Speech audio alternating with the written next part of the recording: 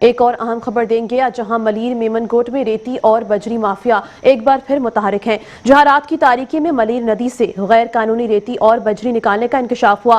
شام ڈھلتے ہی ڈمپرز کی قطاریں، رات بھر لوڈنگ اور ترسیل کا سلسلہ جاری۔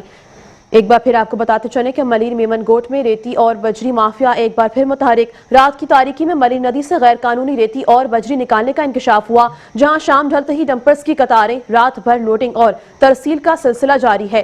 اہم خبر سے آگاہ کریں، ملیر میمن گوٹ میں ریتی اور بجری مافیا ایک بار پھر متحرک۔ رات کی تاریکی میں ملیر ندی سے غیر قانونی ریتی اور بجری نکالنے کا انکشاف ہوا۔ شام ڈھلتے ہی ڈمپرز کی قطاریں، رات بھر لوڈنگ اور ترسیل کا سلسلہ جاری ہے۔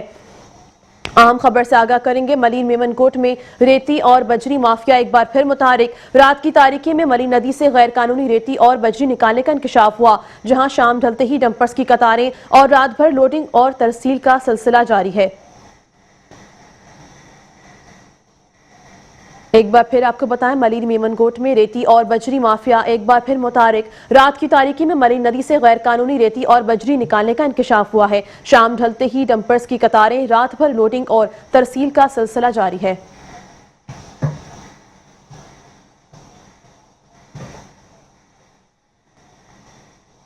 اہم خبر دیں گے آپ کو، جہاں ملیر میمن گوٹ میں ریتی اور بجری مافیا ایک بار پھر متحرک ہیں۔ رات کی تاریکی میں ملیر ندی سے غیر قانونی ریتی اور بجری نکالنے کا انکشاف ہوا ہے۔ اس کے حوالے سے مزید تفصیل جانیں گے ہمارے نمائندے بلاول ابڑو سے۔ جی بلاول، آگاہ کیجیے گا اس حوالے سے۔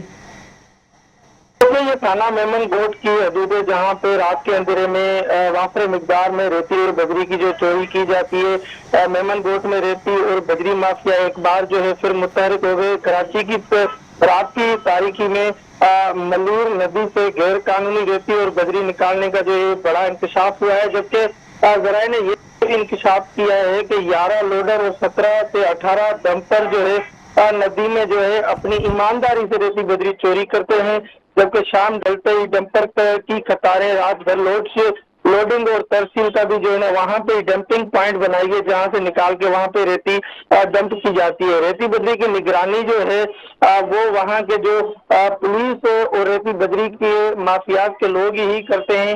متعلقہ افراد مبینہ ادائیگیاں بھی ایمانداری سے وصول کرتے ہیں، جبکہ ہائی کورٹ اور کمیشن کراچی کی پابندی کے باوجود بھی جو ہے ان کی سرعام خلاف ورزی کی جا رہی ہے، جبکہ سول سوسائٹی کی یہ جو مبینہ سرپرستی کی جو ریتی نکلتی جا رہی ہے، اس کے لیے انہوں نے آئی جی اور ایڈیشنل آئی جی کے خط بھی لکھا ہے۔ ماہرین کے مطابق غیر قانونی کھدائی سے ماحولیاتی اور ریتی نقصان کا جو ہے خدشہ دے رہی ہے، جبکہ سول سوسائٹی کا چیف سیکریٹری آئی جی سندھ اور ڈائریکٹر منرلز اینڈ مائنرز سے فوری کارروائی کا مطالبہ کیا ہے۔ جی بہت شکریہ بلاول، تفصیلات سے آگاہ کرنے کے لیے۔